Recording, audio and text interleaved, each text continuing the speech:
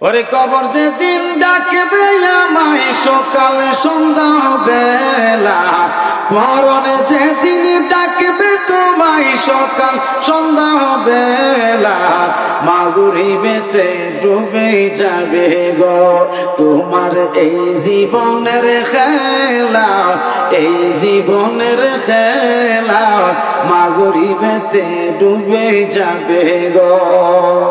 বড় পাতা গরম জলে গোসল করায়া তিনখান কাপড় পরাই দিবে গো।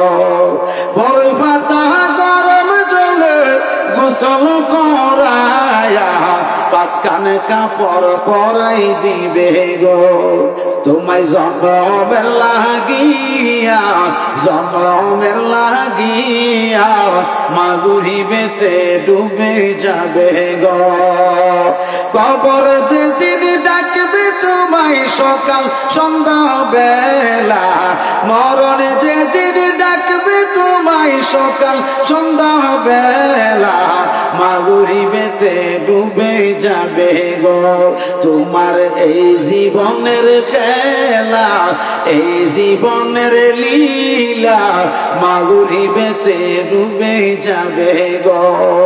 একটা জবান বন্ধ রাখবেন না, চিৎকার দিয়ে বলেন আল্লাহু আকবার, মুহাব্বতে বলেন ইয়া রাসূলুল্লাহ, আওয়াজ করে বলেন না ইয়া ওলি আল্লাহ।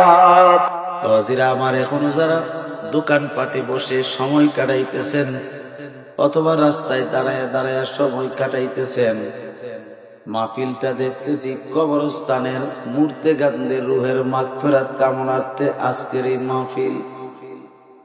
একটা কথা মনে রাখবেন, এই কবর বরং আপনার বাড়ির কাছে, এই কবরে আপনার কারো বাবা গেছেন, কারো ভাই গেছেন, কারো বোন গেছেন, অথবা কারো দাদা দাদি এই কবরে অবস্থান করেছে, অথবা ভাতিজা ভাতিজি কবরস্থানে অবস্থান করেছে। এটার মানে হলো এই কবরে এরা চলে গেছে, আপনাকেও যেতে হবে, আমাকেও যেতে হবে। যারা বলেন না, এই কবর কাউকে রেহাই করবে না। এই কবর বড় শান্তি, কারো কারো জন্য অনেক শান্তির জায়গা, আবার কারো কারো জন্য এই কবরটা ভয়ানক জায়গা, কষ্টের জায়গা। নবীজি আজ থেকে ১৫০০ বছর আগে হাদিস শরীফে উল্লেখ করছেন, এই আমার উম্মত শুনে নাও, এ আমার সাহাবীরা তোমরা শুনে রাখো, আমার উম্মতদেরকে আমার এই বাণীগুলো তোমরা জানাইয়া দিবা।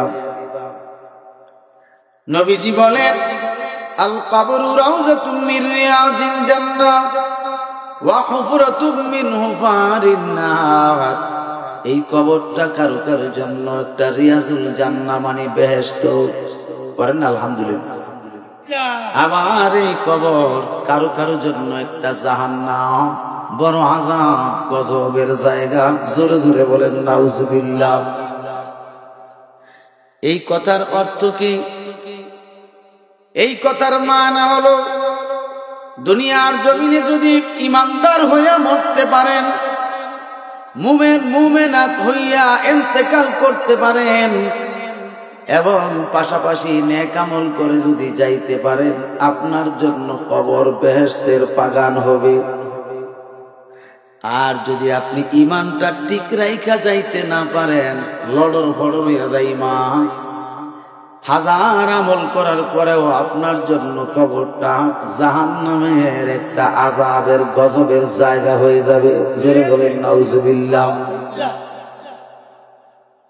এই জন্য আমি আপনাদের খেদমতে মাত্র 5 মিনিট ইসমে জাতের জিকির করব। এই জিকিরের হালে হালে যারা রাস্তায় আছেন, দোকানে আছেন, বাড়ি ঘরে আছেন, জীবনের শেষ মাহফিল মনে করে, জীবনের শেষ মোনাজাত মনে করে আজকের মাহফিলে অবস্থান করে, জানি না রে কার জন্য জানে আজকের এই মাহফিল? জীবনের শেষ মাহফিল। জানি না গো কার জন্য জানে আজকের এই মুনাজাত? জীবনের শেষ মুনাজাত। 7 বছর যাবত আজকের এই মাহফিলটা চলতেছে। এই বছর ছাড়া আরো বাকি 6 বছর এই মাহফিলে মানুষ ছিল কি ছিল না? একটু খেয়াল করে দেখেন, তাদের মধ্যে অনেক মানুষ কবর দেশে, আবার অনেকে বিদেশে, আবার অনেকে চাকরিতে। ঠিক কিনা? এই মুসলমান, কিসের তাকাব্বুরি করো, কিসের অহংকার করো? শ্বাসটা যেদিন বন্ধ হয়ে যাবে 10 পয়সার দাম তোমার থাকবে না। তুমি একটা লাশ হয়ে যাইবা। আরে তোমারে কত মানুষ দেখতে আসবে। তুমি 3 তলার উপরে অথবা 2 তলার উপরে আরাম করতেছো শুয়ে শুয়া। তোমার নিজের মানুষ বলবে, মানুষ 3 তলার উপরে আসতেছে, নোংরা করে ফেলাবে, তাড়াতাড়ি করে নিচের তলায় নিয়ে যাও। কথা ঠিক কিনা? একদম অতি নিকটবর্তী আপনজন বলবে নিচের তলায় নিয়ে যাও, চাটাই বিছায়াও, বালিশ ছাড়াও, চাটাই বিছায়া কোনো তুষক দিবে না, কোনো জাজিম দিবে না। আহারে কত কষ্টের জিন্দেগি। কোটি কোটি টাকা খরচ করে বিল্ডিং বানাইয়া দিলেন, কিন্তু এই বিল্ডিং এ শ্বাসটা বন্ধ হওয়ার পরে তোমারে রাখে না। এইবার তুমি কেন বুঝো না রে আল্লাহর বান্দা? ও হাবিব সাল্লাল্লাহু আলাইহি সাল্লামের গোলাম, কেন তোমরা বুঝো না? এই দুনিয়া আমার জন্য না, এই দুনিয়া আমি কিছুই করার না। এই দুনিয়া আমার জন্য একটা জেলখানা, একটা কষ্টের জায়গা। মাবুদ, দুনিয়ার জমিনে যতদিন রাখবা, আমি যেন তোমারে না বলি, আমি যেন তোমার হাবিবের দরুদ সালাম না ছাড়ি, আমি যেন ইবাদত বন্দেগী না বলি। এই দরখাস্ত তোমার দরবারে আছে, দরখাস্ত আমি রাখলাম। এইভাবে যদি আপনি চলতে পারেন, আমার বিশ্বাস আপনি মুমিন হওয়ার পরে নেককার হইয়া আল্লাহর বন্ধু হয়ে আপনি কবরে যাবেন, কবরটা বেহেশতের বাগান হইয়া যাবে। আমরা তো দুনিয়াতে আছি না? কোনো একদিন আল্লাহ পাক আমাদেরকে ডাক দিয়ে নিয়ে যাবেন। এটা কি মিথ্যা কথা? আপনি যাই কিছুই করেন, আমি যাই কিছুই করি, দুনিয়া ক্ষণস্থায়ী। দুনিয়া কি ক্ষণস্থায়ী? মানে একজন মুসাফির হিসাবে দুনিয়াতে আমরা জন্মগ্রহণ করছি, আল্লাহ মুসাফির হিসাবে পাঠাইছে। কোরআন শরীফে আল্লাহ পাক বলেন, কুল্লু নাফসিন যায়িকাতুল মাউত। বলেন না সুবহানাল্লাহ। আল্লাহ বলেন, হাবিব সবাইকে জানিয়ে দেন, সকলকে আপনি জানিয়ে দেন, প্রত্যেকটা নফস, প্রত্যেক নফস, আত্মা মৃত্যুর স্বাদ গ্রহণ করতে হবে। এটা অনিবার্য। আপনি আমি যতই শক্তিশালী হই, কিন্তু মৃত্যু থেকে বাঁচার কোনো উপায় নাই। এখন আপনার আমার ইন্তেকাল বাধ্যতামূলক। নবী রাসূলগণের তো আত্মা আছে, ছিল না? আত্মা ছিল না, রূহ ছিল। নবী রাসূলগণ ইন্তেকালের স্বাদ গ্রহণ করেছেন, সাহাবায়ে কেরামরা করেছেন, তাবিঈগণ করেছেন, তাবে তাবিঈগণ করেছেন, আইম্মায়ে মুস্তাহিদগণ করেছেন, আইম্মায়ে মুতাকাদ্দিমিনগণ করেছেন, আইম্মায়ে মুতাআখিরিনগণের মধ্যে কিছু সংখ্যক করেছেন, আর কিছু সংখ্যক বাকি আছে। সুবহানাল্লাহ বলবেন না? কিয়ামত পর্যন্ত যত মানুষ আছে, যত সৃষ্টি আছে, সব মৃত্যুর স্বাদ গ্রহণ করতে হবে।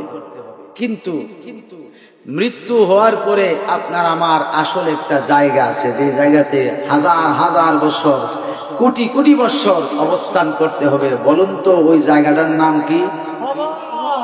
জোরে বলেন না। বাড়িঘর সুন্দরভাবে সাজাইছেন, এত সুন্দর করে ঘর উঠাইছেন, ঘর উঠাইয়া এটার ভিতরে ফার্নিচার দিয়া, খাট পালং দিয়া, তারপরে সুকেস দিয়ে, আলমারি দিয়ে কি সুন্দর সাজগোজ সাজাইছে, ঠিক কিনা? এই ক্ষণস্থায়ী ঘরটার জন্য এত সাজগোজ, কিন্তু যেই ঘরটার ভিতরে আবাদুল আবাদ কিয়ামত পর্যন্ত আপনাকে থাকতে হবে, আমাকে থাকতে হবে, ওই ঘরটা কিভাবে সাজাইছেন? আপনাদের কষ্ট হইতেছে? এই ঘরটা কি সাজাইছি? সাজাইনি। আমার খুব মনোযোগ, দুনিয়ার জমিনে দুনিয়ার বাড়িঘর যেভাবে সুন্দরভাবে সাজাও, ওইভাবে নিজের চিরস্থায়ী ঘরটাকে আপনি সাজাইলেন না। ওই চিরস্থায়ী ঘরটার নাম কবর। চার কোণা বিশিষ্ট একটা ঘর, চতুর্দিকে মাটির বিল্ডিং, উপরে থাকবে বাঁশের ছানি এবং একটা বাঁশের চাটাই, এবং আশেপাশে থাকবে কলার ডাল, ঠিক কিনা বলেন?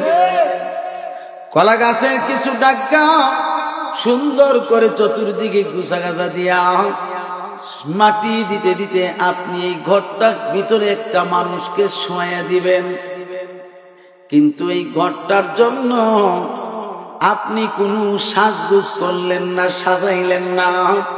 এই ঘরের জন্য ফার্নিচার লাগে না, এই ঘরের জন্য খাট পালং লাগে না, এই ঘরের জন্য সুন্দর আলমারি লাগে না, এই ঘরের জন্য এমন কোন আয়োজনপত্র লাগে না রে বাবা। এই ঘরটা যদি আপনি সাজাইতে চান, এক নাম্বার হলো প্রকৃত মুমিন মুসলমান হইতে হবে, দুই নাম্বার হলো আপনার মধ্যে নেক আমল থাকতে হবে, তিন নাম্বার হলো মা বাবার বাধ্য সন্তান হইতে হবে, চার নাম্বার হলো দুনিয়ার জমিনে কারোকে কষ্ট দেওয়া যাবে না, পাঁচ নাম্বার হলো এই দুনিয়ার জমিনে যত রকমের খাবার খাবেন হারাম থেকে বেঁচে থাকতে হবে, হালাল খাবার খাইতে হবে। এই পাঁচটা বিষয় যদি আপনার মধ্যে থাকে, এই অন্ধকার কবরটা এমন ভাবে আলোকিত হয়ে যাবে, বুঝতে পারবেন এই পুরাটা ঘর আপনার সাজানো হয়ে গেছে। কথা ঠিক কিনা? ফার্নিচার লাগে না। এই ঘরটারে যদি আপনি আলোকিত করতে হয়, সাজাইতে হয়, আপনি পারবেন ঈমান দ্বারা এবং নেক আমল দ্বারা, ঠিক নি? মানুষ তো আমরা ভুল ভ্রান্তিতে ভরা, আমরা মানুষ রক্তে মাংসে ঘোরা, আমাদের ভুল বেয়াদবি বেশি। যেহেতু মিস্টার ইবলিস শয়তান জিন্দা, কিয়ামত পর্যন্ত হায়াত নিয়ে আসছে আল্লাহর কাছ থেকে, 9.5 লক্ষ বছর ইবাদত বন্দেগী করেছে। আসমান বলেন, জমিন বলেন, অর্থাৎ উপরে বলেন, নিচে বলেন, এমন কোন জায়গা নাই এই শয়তানের সেজদা করে নাই। প্রত্যেকটা জায়গায় জায়গায় সুই পরিমাণ জায়গাও ফাঁক নাই যে যেখানে শয়তান সেজদা করে নাই।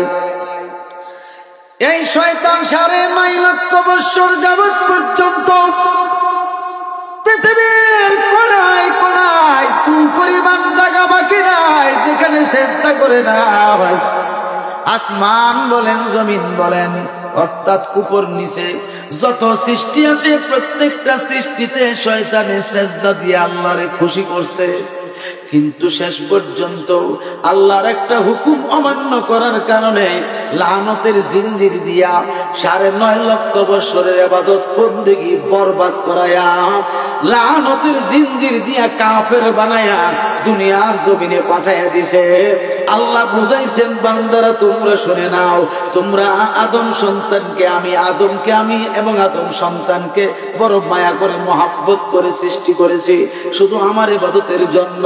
আমি জিন জাতিকে সৃষ্টি করেছি শুধু আমার ইবাদতের জন্য।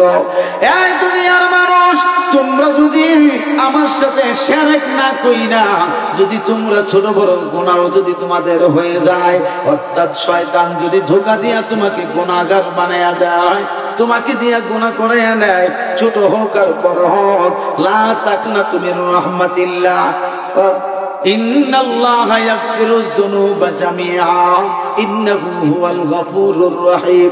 আল্লাহ পাক বলেন, পাহাড় পরিমাণ গুনাহ যদি তুমি করে থাকো, আমি আল্লাহর রহমত থেকে নৈরাশ হও না, আমি আল্লাহর রহমত থেকে বঞ্চিত হও না, আমার রহমতকে তুমি আঁকড়ে ধরে রাখো। আর সেই রহমত হলো নবী মুহাম্মদুর রাসূলুল্লাহ সাল্লাল্লাহু তাআলা আলাইহি ওয়াসাল্লাম। আমার নবীকে তোমরা রহমত স্বরূপ মজবুত করে ধরে রাখো, নিজের মধ্যে আঁকড়ে ধরে রাখো। জীবনে কোনোদিন আমার নবীর সঙ্গে বেয়াদবি করিও না, আমার নবীজির বিরুদ্ধে আচরণ করিও না, আমার নবীর মনে কষ্ট দিও না। আমি আল্লাহ ওয়াদা করলাম, শিরক ছাড়া যত গুনাহ করবা, আমার হাবিবের দোহাই দিয়া যখন একবার মাফ চাইবা, তওবা যখন তওবার মতো করবা, আমি আল্লাহ জীবন জিন্দেগির ছোট বড় সব গুনাহ মুহূর্তের মধ্যে মাফ করে দিয়ে নেকে পরিবর্তন করে দিয়া তোমাকে আমি শান্তিতে বসবাস করার জন্য কবর দিয়ে দেব। আল্লাহ আকবার, জিন্দাবাদ জিন্দাবাদ।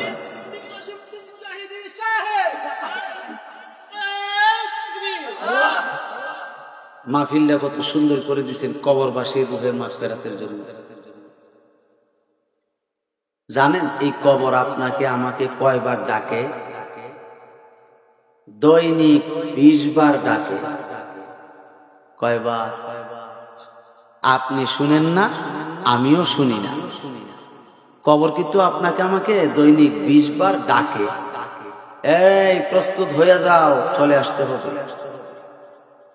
ঠিক কিনা? আল্লাহুম্মা সাল্লি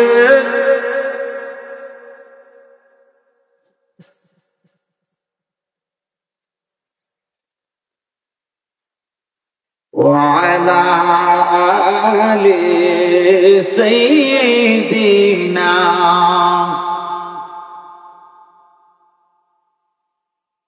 কোন দিন জানে ডাকাশিবে, এই বাড়ি ঘর সারিতে আপন পোশাক খুলে খুলে সাদা কাফন পরিতে। আল্লাহুম্মা সাল্লি, মাশাআল্লাহ জোরে, মাওলানা মুহাম্মদ ওয়া আলা আলি সাইয়্যিদিনা।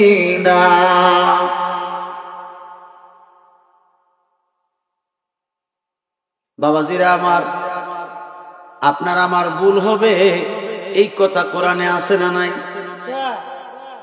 আল্লাহ পাক কোরআনে বলেন, খলিকাল ইনসানু দাঈফা। আল্লাহ বলছেন মানুষকে দুর্বল করে সৃষ্টি করা হয়েছে। কি করে? দুর্বল করে সৃষ্টি করা হয়েছে। এই জন্য মানুষ ভুলে ভ্রান্তিতে দোষে গুণে যৌগিক সূত্রে আবদ্ধ। ঠিক কিনা? কেন ভুল করবে? এই মানুষের মধ্যে আগুন, পানি, মাটি, বাতাস আছে না নাই? জোরে বলেন না, আছে না নাই? এই 4টা পদার্থ প্রত্যেকটা মানুষের মধ্যে আছে। এই জন্য মানুষ ভুল করবে। কি করবে? কারণ এই ভুল করার পদ্ধতি শিখে আসছে হযরতে আদম সফিউল্লাহ থেকে। আল্লাহ আদেশ করেছিলেন তুমি গাছটার কাছে যাও না, গন্ধমের কাছে যাও না। কিন্তু আদম আলাইহিস সালাম, হাওয়া আলাইহিস সালাম আল্লাহর হুকুমকে ওভারটেক করছে, শয়তানের ধোঁকায় পড়ে, মিস্টার ইবলিসের ধোঁকায় পইরা যখন ওভারটেক কইরা গাছটার কাছে গেল, গাছের ফল ধরছে, খাইছে। এই যে একটা অবাধ্য, অর্থাৎ আল্লাহ যে আদেশ করছে, নিষেধ করছে, গাছটার কাছে যায় না, এই নিষেধাজ্ঞাটা উপেক্ষা করে যে ফলটা খাইছে, এই অপরাধটার কারণে প্রত্যেকটা আদম সন্তান এই ভুলের মধ্যেই থাকবে। কথা বুঝছেননি? হাদিস শরীফে আসছে, কুল্লু শাইইন ইয়ারজিউ ইলা আসলিহি, প্রত্যেক বস্তু তার মূলের দিকে ধাবিত হয়। আপনার আমার মূল হলো আদম আলাইহিস সালাম, ঠিক কিনা? আদম আলাইহিস সালামের মাধ্যমে আল্লাহ পাক এত বড় একটা বিষয় কাজ করাইছেন, এই কাজের প্রতিফল গোটা আদম সন্তান কিয়ামত পর্যন্ত ভোগ করতে হয়। এই জন্য একটা কথা মনে রাখবেন, আদম আলাইহিস সালামকে জান্নাত থেকে বের করার মতো পদ্ধতি একমাত্র মিস্টার শয়তানের, ঠিক কিনা কর? এই শয়তান যদি গন্ধম না খাওয়াইতো তাইলে বেহেশতের ভিতরেই থাকতেন। কারণ আল্লাহ জাল্লা শানুহুর লীলা খেলা বোঝা বড় কঠিন। আল্লাহ কোরআনে বলেছেন, ওয়াইজ ক্বালা রাব্বুকা লিল মালাইকাতি ইন্নী জাইলুন ফিল আরদি খলিফা, আমি খলিফা নির্বাচন করব, খলিফা বানাবো জমিনের জন্য। কিসের জন্য? জমিনের জন্য। এই জমিনের জন্য আমি খলিফা বানাবো, খলিফা সৃষ্টি করব, প্রতিনিধি সৃষ্টি করব, অর্থাৎ আদম সৃষ্টি করব জমিনের জন্য। এখন জমিনের জন্য সৃষ্টি করছে, নিয়ে গেছে বেহেশতে। নিয়ে গেছে কোথায়? বেহেশতে। এখন আল্লাহর ওয়াদা মতে জমিনে আদমকে রাখা লাগবে কি লাগবে না? এই আদমকে রাখতে গিয়া মিস্টার ইবলিসকে লেলাইয়া দিছে, সূরারে কই চুরি করো, গৃহস্থরে কই সজাগ থাকো, ঠিক কিনা? শয়তান তো আল্লাহর ইঙ্গিত ছাড়া সেখানে যায় নাই। আদমকে জান্নাতে রাখার জন্য সৃষ্টি করে নাই, আদমকে সৃষ্টি করা হয়েছে জমিনে রাখার জন্য। যদিও বেহেশতের ভিতরে নিয়েছে, পিছনে একটা কারণ আছে না নাই? কারণ হইল দুইটা। কয়টা? তাফসীরের কিতাবে আসছে দুইটা কারণে আদমকে সেখানে নেওয়া হচ্ছে জান্নাতে। এক নাম্বার কারণ হলো আদমকে জান্নাতে নিয়ে রূহ দিবেন, বলেন না সুবহানাল্লাহ। আবার দুই নাম্বার কারণ হইল আদমকে দিয়া জান্নাতের ভিতরে অন্যায় করাইবেন। এই দুইটা কাজ করাইয়া দুনিয়াতে পাঠাইবেন। এই পাঠানোর পরে কিয়ামত পর্যন্ত যত আদম সন্তান হবে দুনিয়ার জমিনে, এই দুই কাজ তারা করবেই করবে। কেউ করেন না? আপনি কই পারবেন? করেন না? কেরে ভুল করেন না? আপনি অন্যায় করেন না? আমি করি, আপনি করেন, মৌলবী হবাস করে না। কি কম? আপনারা সাধারণ মানুষ থেকে মৌলবীরে বেশি করে।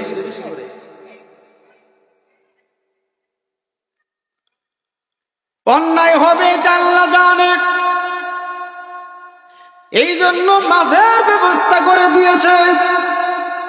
মাফ যদি পাইতে হয় শুধু নামাজ রোজা দিয়া মাফ পাবেন না, শুধু নিজে নিজে তওবা কইরা মাফ পাবেন না, শুধু দুনিয়ার জমিনে শরীয়তের কাজ কর্ম দিয়া মাফ পাইবেন না।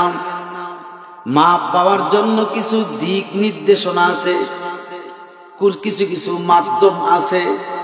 এই মাধ্যমের ব্যাপারে আল্লাহ কোরআনে বলেন, ইয়া আইয়ুহাল্লাযীনা আমানুত্তাকুল্লাহ, হে ঈমানদারগণ, মুমিনগণ, তোমরা আল্লাহকে ভয় করো, আল্লাহকে ভয় করো, আল্লাহর আযাব গজবকে ভয় করো।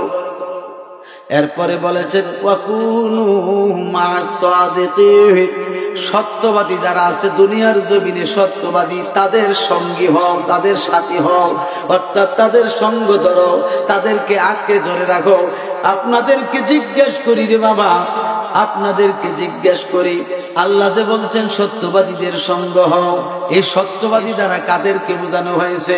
জগৎ বিখ্যাত তাফসীরের কিতাব তাফসীরে রুহুল বায়ান শরীফ এবং তাফসীরে রুহুল মাআনি শরীফ, তাফসীরে খাজিম শরীফ, তাফসীরে মাদারিক, তাফসীরে আহমদিয়া, এরপরে তাফসীরে জালালাইন শরীফ, এমনকি তাফসীরে কানজুল ঈমান ওয়া নূরুল ইরফান ওয়া খাযাইনুল ইরফান, এইভাবে একটা নয় দুইটা নয়, অগণিত তাফসীরের কিতাব দ্বারা প্রমাণ, এই সাদিকিন দ্বারা পরিষ্কার ভাবে মুফাসসিরিন লিখতেছেন সাদিকিন বমানা আউলিয়া আল্লাহ ওয়া শাইখাত ওয়া মাযহাবাতান ওয়া উলামায়ে আহলে সুন্নাহ। জোরে জোরে বলেন আল্লাহু আকবার। এই সাদিকিন দ্বারা আল্লাহর ওলিগণ, এই সাদিকিন দ্বারা হক্কানি পীর মাশায়েখগণ, এই সাদিকিন দ্বারা, এই সাদিকিন দ্বারা, এই সাদিকিন দ্বারা আল্লাহর ওলিগণ, হক্কানি পীর মাশায়েখগণ এবং এই সাদিকিন দ্বারা মাযহাবের এক ইমামগণ, মাযহাবের ইমামগণ, আর এই সাদিকিন দ্বারা আহলে সুন্নাত ওয়াল জামাতের প্রকৃত উলামায়ে আহলে সুন্নাতগণ। জোরে বলেন সুবহানাল্লাহ। এই জন্য আল্লাহ বলছেন মুমিন হওয়ার পরেও তুমি কি করো? আল্লাহর ওলির সঙ্গী হও, আল্লাহর ওলির সঙ্গী হও, সাথী হও, সঙ্গ ধরো। আপনাদের খারাপ লাগতেছে? আমি কি গালি দিতেছি কাউকে?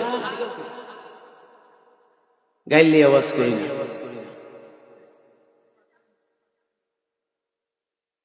আল্লাহ পাক বলেন তোমরা কি করো? মুমিন হইছো ভালো কথা, হক্কানি পীর মাশায়েখগণের সাথী হও, সুবহানাল্লাহ কর না, সঙ্গী হও, তাকে সঙ্গটাকে আঁকড়ে ধরো। এরপরে বলছেন চার মাযহাবের একজন মাযহাবকে আঁকড়ায়া ধরো, আঁকড়ায়া ধরো, এই অনুপাতে আমল করো, নেক আমল। 4 নাম্বার হচ্ছে হক্কানি আলেমদের মধ্যে আহলে সুন্নাত ওয়াল জামাতের আলেম আছে না নাই? জোরে বলেন না, আছে না নাই? এই আহলে সুন্নাত ওয়াল জামাতের আলেমদের একজনের সঙ্গী হও, তাদের সঙ্গী হয়ে থাকো, সাথী হয়ে থাকো। কেননা নবীজি বলছেন মান তাশাব্বাহা ফি কওমি ফাহুয়া বিনহুম, হাদিস শরীফে আসছে যার সঙ্গে সঙ্গবাস তার সঙ্গে হলো স্বর্গবাস। ঠিক কিনা? আপনি যদি সৎ সঙ্গে থাকেন তাইলে স্বর্গবাস হবে, সৎ সঙ্গে স্বর্গবাস, অসৎ সঙ্গে সর্বনাশ। আপনার সম্পর্ক যদি আল্লাহর ওলির সঙ্গে থাকে হাসর হবে আল্লাহর ওলির সাথে। আপনার সম্পর্ক যদি হক্কানি পীর মাশায়েখের সঙ্গে থাকে আপনার হাসর হবে ওই পীরের সাথে। আপনার সম্পর্ক যদি মাযহাবের ইমামদের সঙ্গে থাকে আপনার হাসর হবে মাযহাবের ইমামের সাথে। আপনার সম্পর্ক যদি হক্কানি আহলে সুন্নাত ওয়াল জামাতের আলেমের সঙ্গে থাকে হাসর হবে ওই আহলে সুন্নাত ওয়াল জামাতের হক আলেমের সাথে। ঠিক কি না? কোন এখন মনে করেন আমার সম্পর্ক যদি সুরের সাথে থাকে, কথা কও না, হাসর হবে কার লাগে? সুরের সাথে।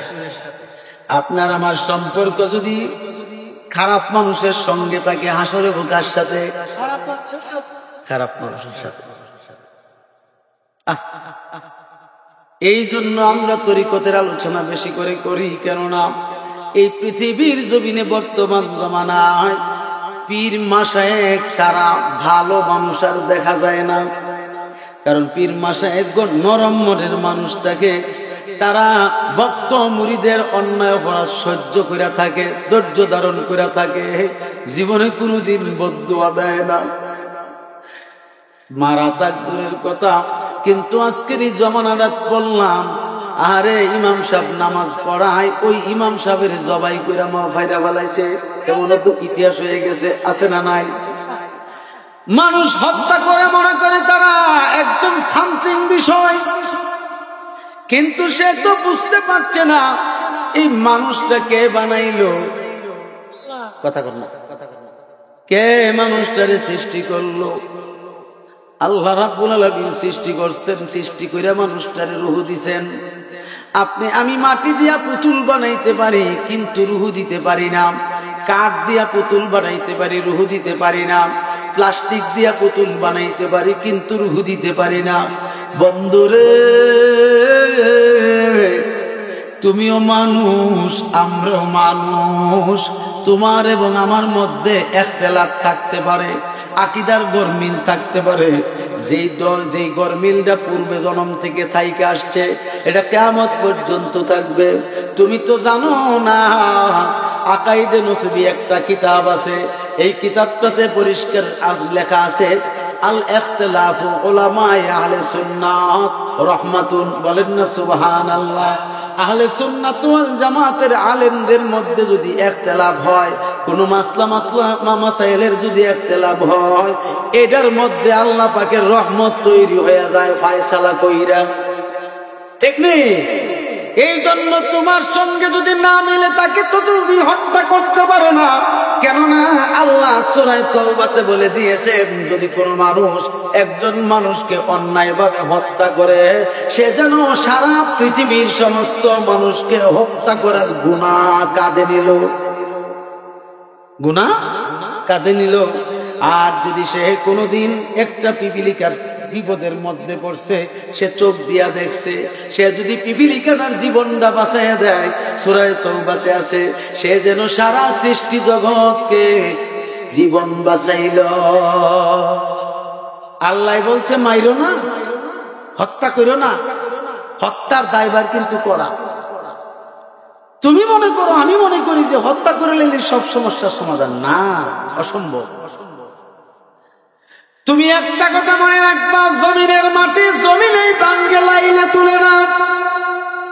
কি জমিনের মাটি জমিনেই ভাঙ্গে। তুমি যদি একজন মানুষকে হত্যা করো, আমার আল্লাহ জাল্লা শানুহু তোমাকে এর চাইতে নিকৃষ্ট ভাবে হত্যা করার জন্য, মারার জন্য আরেকজন মানুষ আল্লাহ সৃষ্টি করে দিবে। এই জন্য মুমিন হওয়ার জন্য, প্রকৃত মুমিন হওয়ার জন্য পীর মুর্শিদ ছাড়া কোনো বিকল্প নাই। কষ্ট হইতেছে? তাইলে আপনারা আমাকে একটু সময় দিবেননি, বেশি সময় কষ্ট দিতাম না।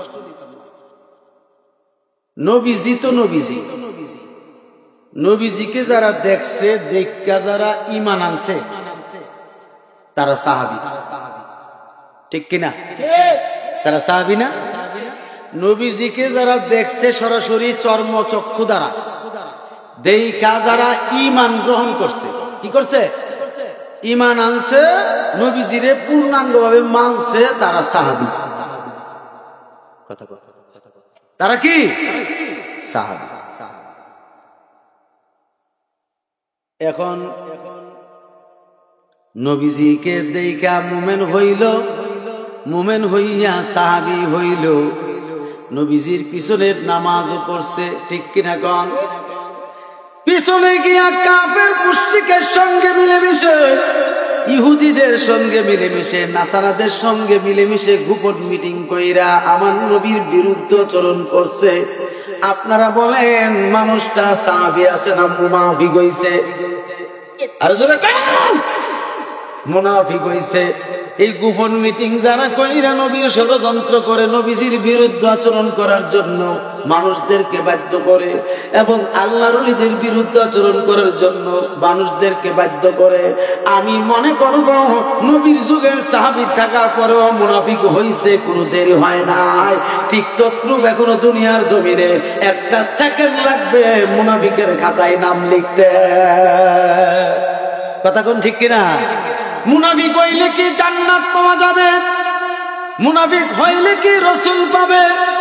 মুনাফিক হইলে কি আল্লাহ পাবে? না না, আল্লাহ কোরআনে বলেছেন, ইন্নাল মুনাফিকিনা ফিত দারকিল আসফালি মিনান নার।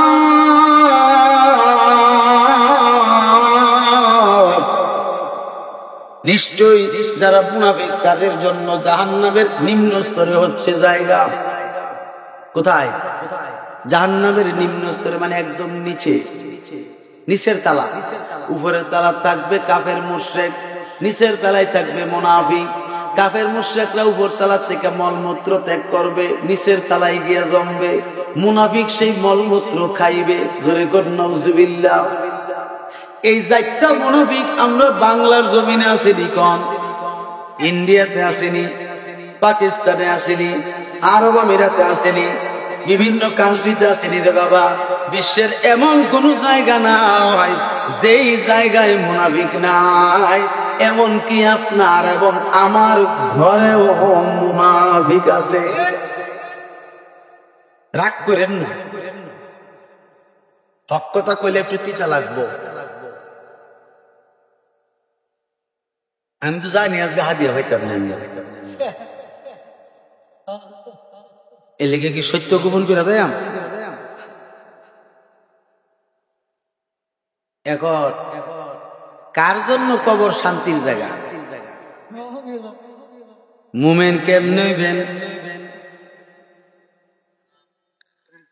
আল্লাহ পাক কোরআনে বলেন, ইয়া আইয়ুহাল্লাযীনা আমানু তাকুল্লাহা হাক্কা তুকাতিহি ওয়া লা তামুতুন্না ইল্লা ওয়া আনতুম মুসলিমুন।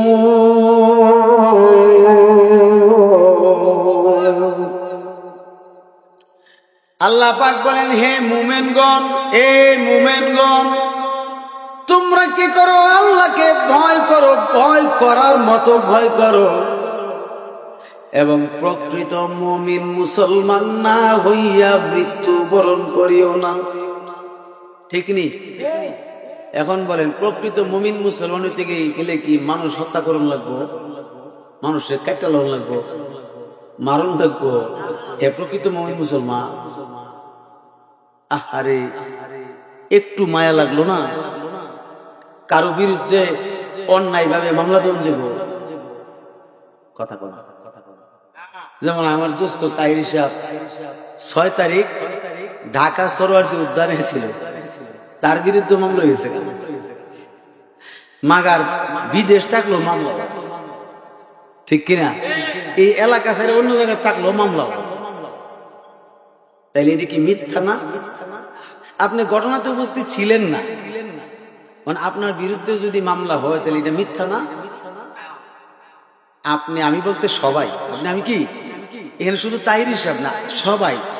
আমি বিএনপি বুঝি না, এই আওয়ামী লীগ বুঝি না, জামাত বুঝি না, এবং জাতীয় পার্টি বুঝি না, কওমি বুঝি না, খারিজি বুঝি না, সুন্নি বুঝি না। সব মানুষ, সব কি হিন্দু, বৌদ্ধ, খ্রিস্টান, ইহুদি, নাসারা, মুসলমান আসেনি?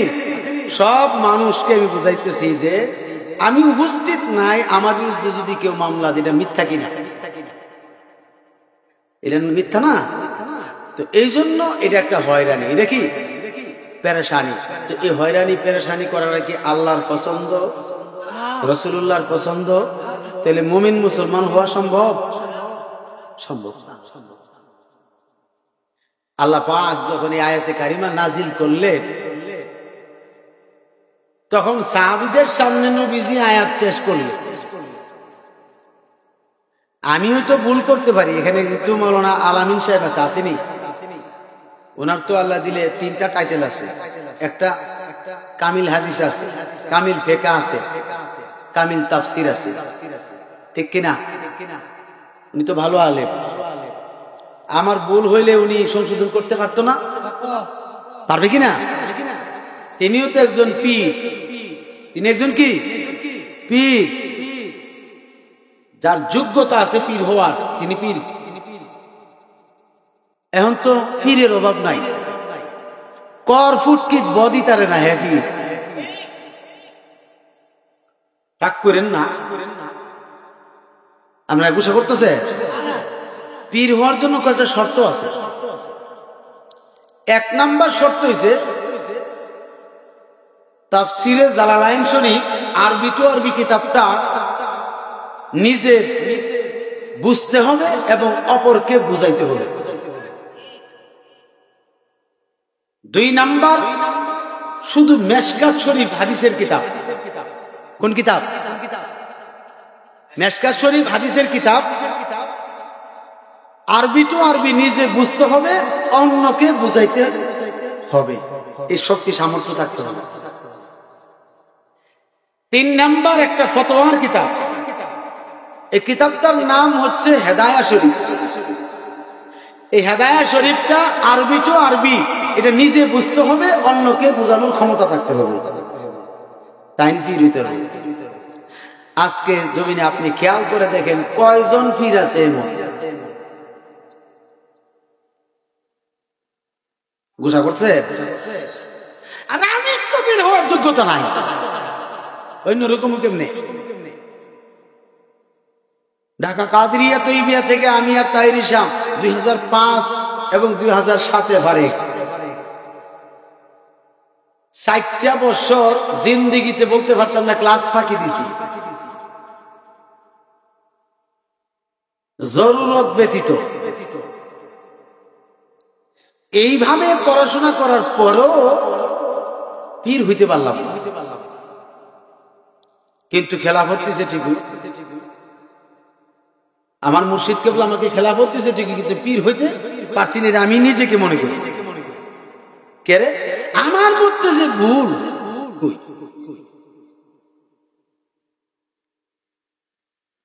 এই জন্য আল্লাহ বলেন তোমরা আল্লাহকে ভয় করো, বুঝেন বল তোমরা আল্লাহকে ভয় করো, ভয় করার মতো ভয় করো। প্রকৃত মুমিন মুসলমান না হয়ে মৃত্যুবরণ করিও না।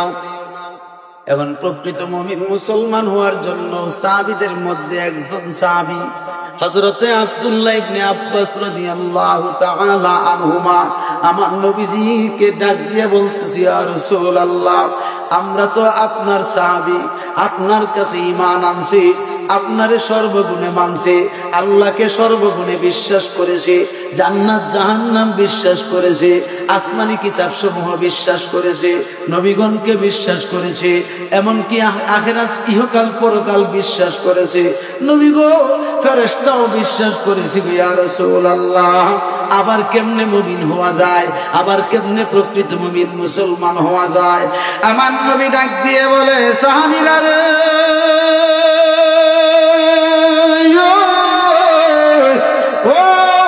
সাহাবীরা তোমরা একটা কাজ করো, আমার সাথে তোমরা আসো। নবীজি আগে আগে যায়, আর সাহাবায়ে কেরামদের মধ্য থেকে 1400 সাহাবী, কয়শো সাহাবী, 1400 সাহাবী, এই 1400 সাহাবী প্রায় 1500 সাহাবী আমার নবীর পিছনে পিছনে যায়।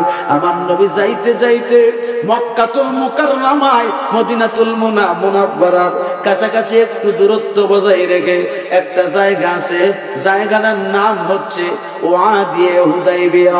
বলেন না সুবহানাল্লাহ। এই ওয়াদিয়ে হুদাইবিয়া নামক জায়গাতে একটা বড়ই গাছ ছিল, অনেক বড় একটা বড়ই গাছ। এই বড়ই গাছের চতুর্দিকে যে ছায়া পড়তো, ছায়া, এই ছায়াটা ছিল 4 মাইল চতুর্দিকে 4 মাইল দূরত্ব। এই 4 মাইল দূরত্ব বজায় রেখে সেই বড়ই গাছের কাঁটাগুলো খুব বড় বড় ছিল, এবং বড়ই গাছের পাতাগুলো খুব বড় বড়, হাতির কানের মতো ছিল।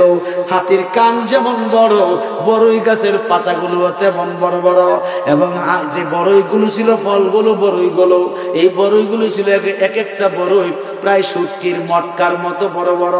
বর্তমানে যে শুটকির মটকা আছে রে বাবা, এই শুটকির মটকাটা যত বড়, মুফাসসিরিন লেখছেন এইরকম বড় বড় ছিল এই বড়ইগুলো। এই বড়ইগুলো বড় হওয়ার কারণে এই বড়ই গাছের নিচে কেউ যাইতো না, কারণ এই বড়ই যদি মাথায় পড়তো মানুষটা মারা যাইতো। এত সুন্দর করে বড়ইগুলো ধরে আছে। আল্লাহর নবী এই বড়ই গাছটার নিচে গাছের সঙ্গে হেলান দিয়া নবী বসলেন, আর 1400 সাহাবী তাজ্জুব হয়ে গেছে, হায় রে, এই বড়ই যদি আপনার মাথায় পড়ে, না জানে আমাদের কি উপায় হবে। আমার নবী ডাক দিয়ে বলে, সাহাবীরা তোমরা বসো,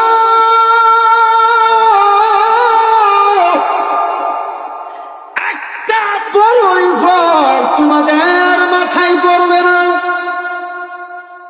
তোমরা সবাই বসে যাও, আমি নবী তোমাদেরকে প্রকৃত মুমিন মুসলমান হওয়ার পদ্ধতি শিখাইয়া দেব। নবীজি ছিলেন সাহাবায়ে কেরামদের শিক্ষক, ঠিক কিনা? আর আমার নবীর শিক্ষক হইলেন স্বয়ং আল্লাহ, স্বয়ং আল্লাহ। আর আমার নবীর ছাত্র হইল সকল সাহাবায়ে কেরামরা। সাহাবীদের কাছ থেকে আস্তে আস্তে করে সব শিক্ষা, হাদিস, কোরআন, সুন্নাহ, আলোচনা, ঠিক কিনা? হুজুর সাল্লাল্লাহু আলাইহি সাল্লাম ফরমান, তোমাদের যে ডান হাত আছে, তোমাদের ডান হাতটা আমি নবীর দিকে বাড়াইয়া দাও। নবীজি বলেন, ইয়া আসহাবি ওয়াসাত্তা ইয়াদাকুম ইলাইয়া, বলেন না সুবহানাল্লাহ। এ আমার সাহাবীরা, তোমাদের হাত, ডান হাত আমি নবীর দিকে বাড়িয়ে দাও, লম্বা করে দাও। তখন সাহাবীরা জবাব দেয়, ক্বালু ওয়াসাত্না ইয়াদুনা ইলান নবী সাল্লাল্লাহু আলাইহি ওয়াসাল্লাম। সাহাবীরা বলতেছে, সঙ্গে সঙ্গে আমরা নবীজির কথা শোনার পরে আমাদের ডান হাত নবীর দিকে বাড়িয়ে দিলাম।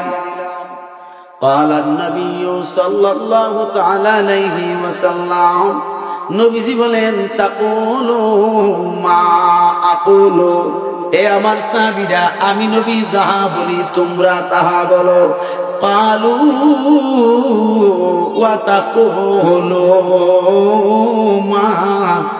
মা তাকুলুন নবী সাল্লাল্লাহু আলাইহি ওয়াসাল্লাম। জোরে বলুন সুবহানাল্লাহ।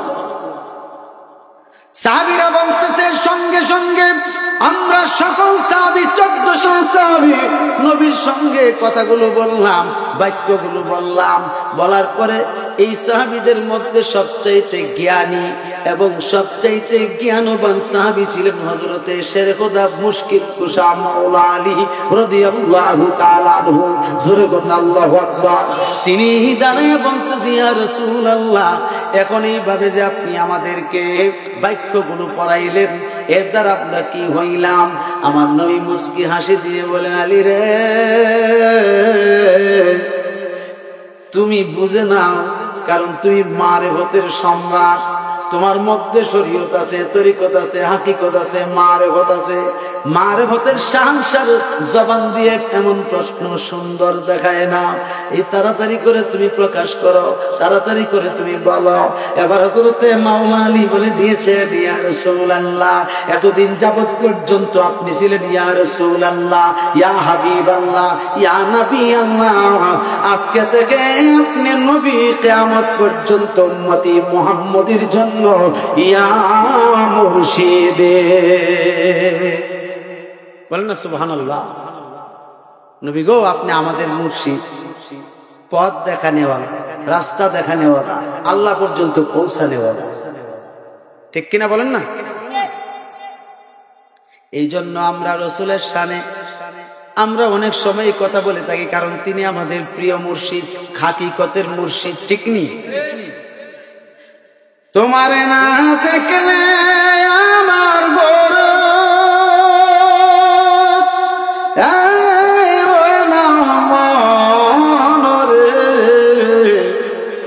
তুমি আমরা জীবঙ্গ মুর্শিদ, তুমি আমরার জীবন, তুমি আমরার জীবঙ্গ দয়াল, তুমি আমরার জীবন, ঠিক না? তোমার আমার ভালোবাসা জানে সর্বজন, তোমার আমার ভালোবাসা মুর্শিদ জানে সর্বজন। ওরে অন্ধের চোখের মনি, তুমি সাথে হাজারো ধন রে, তুমি আমরার জীবঙ্গ মুর্শিদ, তুমি আমরা আর জীবন। সুবহানাল্লাহ। মুর্শিদের চাইতে, রাসূলুল্লাহর চাইতে আর আপন কেউ আছে নাকি? হাজার মানুষ পাইবেন, কিন্তু আপন পাইতেন না। এই জন্য রাসূলুল্লাহ যখন এইভাবে তাদেরকে কালামগুলো পড়াইলেন, হযরত মাওলা আলী প্রকাশ করলেন, আজকে থেকে আপনি আমাদের নতুন নামে পরিচিত, আপনি আমাদের মুর্শিদ। বলেন না সুবহানাল্লাহ। এই জন্যই কাজী নজরুল ইসলাম লিখেছে, তৌহিদের ওই মুর্শিদ আমার মুহাম্মাদের নাম, মুর্শিদ মুহাম্মাদের নাম। ঠিক নেই? তৌহিদের মুর্শিদ আমার মুহাম্মাদের নাম, মুর্শিদ মুহাম্মাদের নাম। রাসূলুল্লাহ ছাড়া হাকিকতের মুর্শিদ আর কেউ। এখন আপনাকে বুঝতে হবে, আমাকে বুঝতে হবে, নবীজি যে সাহাবায়ে কেরামদের মধ্য থেকে 1400 সাহাবীকে নবীর কাছে বায়াত করায়া মুরিদ করায়া অন্যায় করছে না নেক কাজ করছে, দেখি আল্লাহর কাছ থেকে কোনো দলিল পাওয়া যায় কিনা। ঠিক আল্লাহ তো ইচ্ছা করলেই কথা বলতে পারতেন, নবী কইরা আপনি কি করলেন, এটা তো আমার পছন্দ না, আপনি কেন এইভাবে মুরিদ করাইলেন, বলতে পারতো কিনা? হ্যাঁ, আমগো দেশের মধ্যে কিছু কিছু আলেম ভাই আছেন, আমি তাদের নাম মেনশন করছি না, তারা বলে পীর মুরিদি নাকি হারাম, জায়েজ নাই। আমি বলবো বাবা, কেন বেঈমান হয়ে মরণের চিন্তা করো? কথা কোন গেলি গা? এত শখ কেন তোমার বেঈমান হয়ে মরণের? কারণ বেঈমান হয়ে মরলে তো দুজক অনিবার্য, জাহান্নাম অনিবার্য, বেহেশত পাইবা কেমন করে? কি সুন্দর করে কইছে গো আল্লাহ, বেহেশতের মানুষদেরকে স্টার্ট করবো সাতক্ষীরা থেকে, কোথেকে? সাফার করে, সাফারে কি সাফাবাজি, সাতক্ষীরা থেকে বেহেশত খুললে আরম্ভ করলে আরম্ভ পূর্ব বাংলার পূর্বে যে ভারত বাংলা বাংলাদেশ হেরা আও যাইব, বন্ধেরা মানুষ আও যাইব। কত বড় আবু জাহেল হইলে কথা বলতে পারে, সাতক্ষীরা থেকে আরম্ভ করে। নাউজুবিল্লাহ কোন আমার বাবা ভাইয়েরা, আল্লাহ পাক খুশি হইয়া সঙ্গে সঙ্গে সূরা ফাতিহা একটা আয়াতে কারিমা নাযিল করে দিলেন, লাকাদ রাদিয়াল্লাহু আনিল মুমিনিনা ইয ইউবাইউনাকা ফি তাহতাশ শাজারা। জোরে বলুন সুবহানাল্লাহ। আল্লাহ রাব্বুল আলামিন বলেন, হাবিব ও আমার দোস্ত গো, এই গাছটার নিচে, এই গাছটার নিচে যে সমস্ত ইমানদারদেরকে আপনার হাতে বিক্রি করাইছেন, বায়াত করাইছেন, এবং কিয়ামত পর্যন্ত আপনার নামে এইভাবে হবে, বায়াত হবে, বিক্রি হবে, আমি সকলের প্রতি রাজি হইয়া গেলাম। এখন বলেন, রাজি হইলে কি আল্লাহ বেজার হইছে না খুশি হইছে? তাইলে বোঝা গেল এই মুফির মুরিদির পক্ষে আল্লাহ। কথা কোনা? ফির মুরিদির পক্ষে আল্লাহ নিজে। আল্লাহ কি নিজে। এখন আমি যদি কই পীর মুরিদি হারাম, আমি সলিমউদ্দিন আর কলিমউদ্দিন আল্লাহর কথার পক্ষে বলছি না বিপক্ষে বলছি? তো বিপক্ষে বললে কি মুমিন থাকা যাবে? মুমিন না থাকতে পারলে কি আল্লাহ রসুল পাওয়া যাবে? আল্লাহ রসুল না পাইলে কি আল্লাহ পামু? তো আল্লাহ না পাইলে কি বেহেশত কামড়াই আইব আমার কাছে? মনে হইতেছে বেহেশতটা তাগো মামার বাড়ির সোলাই কলা, মামা সোলাই দিব আর খাই টাইম খাইব। আমি যদি কোরআন শরীফের আয়াতে ভুল কইয়া থাকি, তাহলে আমার ভুল সংশোধন করে দিতে পারবো মৌলানা সাহেব, ঠিক কিনা? একবারে আল্লাহ বলেন, দোস্ত আমি এখনো আমি ক্ষান্ত হই নাই, আপনি যেই কাজটা করছেন এই কাজটা আমার পছন্দ হইছে, এই জন্য আল্লাহ বলেন, ইন্নাল্লাযীনা ইউবাইউনাকা ইন্নামা ইউবাইউনাল্লাহ ইয়াদুল্লাহি ফাওকা আইদিহিম।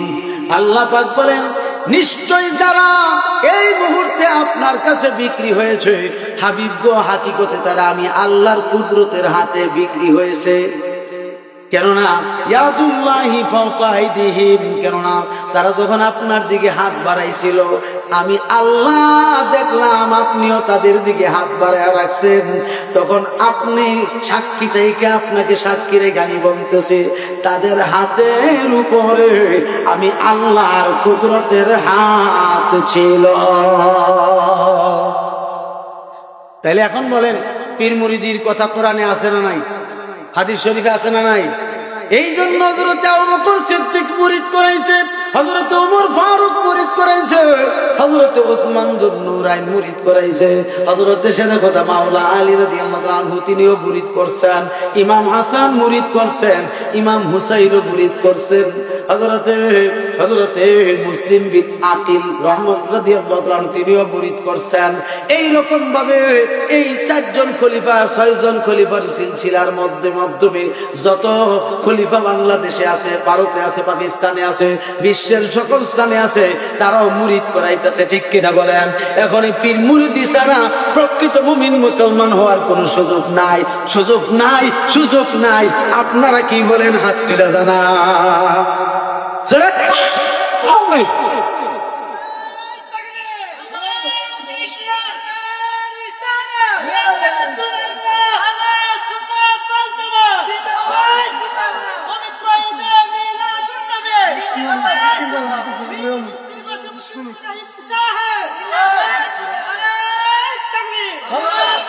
এখন বলেন, এখানে একজন বিশ্বাস আছে না?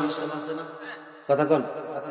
এই যে মুফতি মাহমুদুল হাসান আলামিন আজিজি সাহেব আছে কিনা? যারা বায়াত অন্যায় করে হয়ে যাবে, বাড়ির কাছে যদি আল্লাহর প্রিয় বান্দা থাকে, দূরে যাওয়ার দরকার লাগে?